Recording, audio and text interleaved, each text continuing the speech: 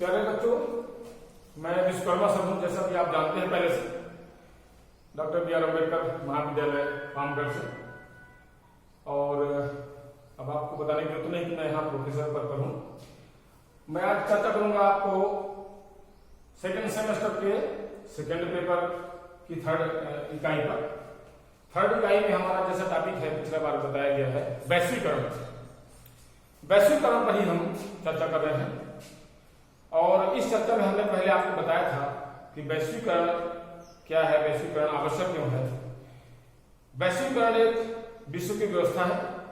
और उस विश्व की व्यवस्था में या विश्व की अर्थव्यवस्था में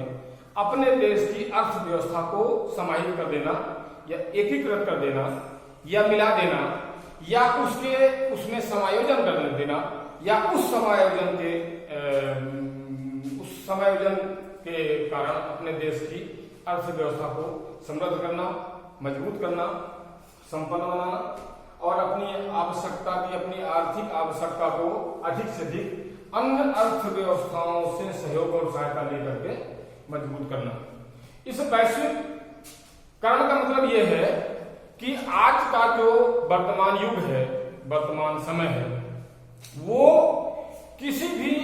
एक देश के लिए वो परिपूर्ण या संपन्न नहीं है। कोई भी देश हो, चाहे वो छोटा देश हो, चाहे वो बड़ा देश हो, चाहे वो कम जनसंख्या वाला देश हो, चाहे वो बड़ी जनसंख्या वाला देश हो, कोई भी देश आज अकेले रह करके या अपने पूरे दम पर वो अपना पूरा विकास नहीं कर सकता है, अपने देश का पूरा उत्थान नहीं कर सकता है, अपने देश को समृद्ध नहीं कर सकता है। लिहाजा ये परस्पर जो सहयोग की अवधारणा है, इस दुनिया का सहयोग लेकर के अपने देश को मजबूत बनाना, अपने देश को संपन्न करना, अपने देश को डेवलप करना, अपने देश के हर नागरिक के कल्याण के लिए सोचना, काम करना, योजना बनाना, इस तमाम सारी प्रक्रिया का नाम वैश्वीकरण है। और इस वैश्वीकरण के कारण ही हम ये देखते हैं कि विश्व की जो अर्थव्यवस्था है, विश्व के जो अन्य सारे संसाधन हैं, वो इस वैश्वीकरण के कारण ही एक देश से दूसरे देश को सामान्य से या आसान तरीकों से मिल जाते हैं, मिलना शुरू हो जाता है। जब हम वैश्वीकरण पर जाते हैं तो हमारा परिचय, हमारा तालमेल, हमारा समागम विश्व की छोटी और बड़ी सभी प्रकार की अर्थव्यवस्थाओं से होता है, और उन अर्थव्यवस्थाओं में हम ये पाते हैं कि हमारे देश की अर्थव्यवस्था अभी कहाँ है और हमारे देश को अभी कितना आगे जाना है या कितना आर्थिक उत्थान करना है, और उसमें परस्पर जो सहयोग मिलता है इन देशों से, उस सहयोग का परिणाम ये होता है कि इस वैश्वीकरण में हम संलिप्त हो जाते हैं, और उस वैश्वीकरण का पूरा लाभ जो है हमारे सहित दुनिया के प्रत्येक देशों को मिलता है। इस वैश्वीकरण में कोई भी देश जो है वो एक देश से दूसरे देश से सहायता लेकर के, मदद लेकर के अपने आप को, अपने यहाँ के विकास की गतिविधियों को, अपनी आर्थिक व्यवस्था को वो मजबूत करता है,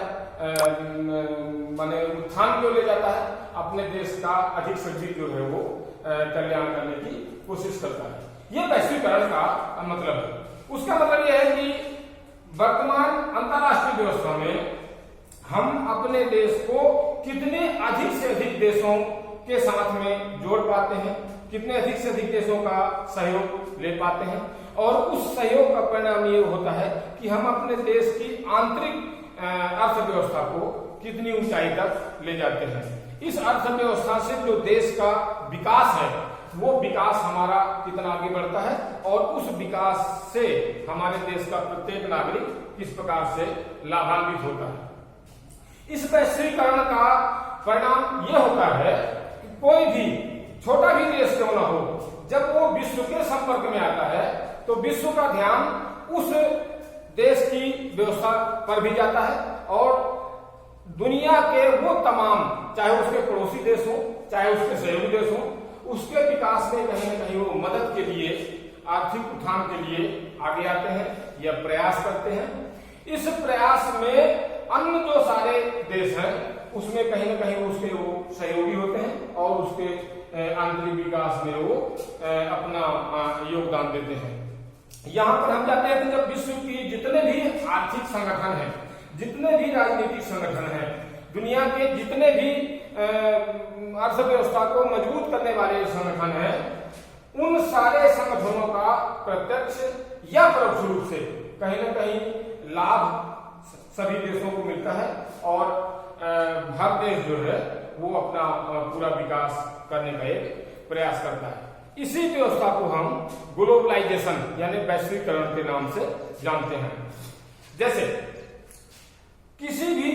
परियोजना को अगर हमारे देश में पूरा करना है, उसको अपने यहाँ लेना है, तो स्वाभाविक है कि हमें किसी देश से हमको टेक्नोलॉजी लेनी पड़ेगी, किसी देश से हमको संसाधन लेने पड़ेंगे, किसी देश से हमको आर्थिक मदद लेनी पड़ेगी, विश्व बैंक के पास जाना पड़ेगा और विश्व बैंक से आर्थिक मदद लेनी पड़ेगी और किसी भी व्यवस्था को हमारे यहाँ पूरा करने में जो है उसकी मदद मिलती है। इस वैश्वीकरण का प्रभाव ये होता है कि हम अपने देश के साथ साथ दुनिया से प्रत्यक्ष रूप से जुड़ जाते हैं और दुनिया के अन्य देशों की जो सारी गतिविधियां हैं, उन गतिविधियों से उनका लाभ लेने का प्रयास करते हैं और लाभ लेने के साथ साथ हमारे पास जो उपलब्ध संसाधन या जो भी व्यवस्था होती है, हम दुनिया को भी उसको देने का प्रयास करते हैं, देते हैं। ये व्यवस्था जो है, चाहे वो आर्थिक हो, राजनीतिक हो, चूंकि अब हर व्यवस्था राजनीतिक व्यवस्था से ही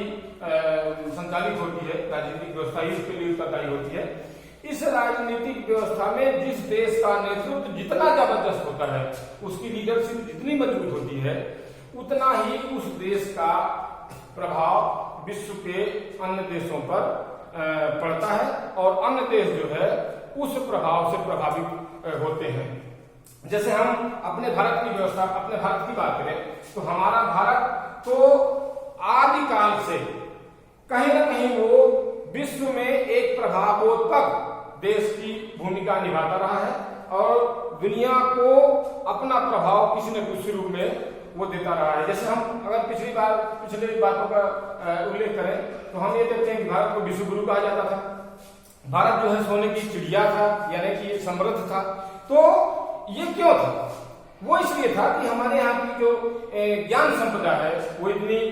संपन्न थी कि उसका प्रत्यक्ष लाभ जो है दुनिया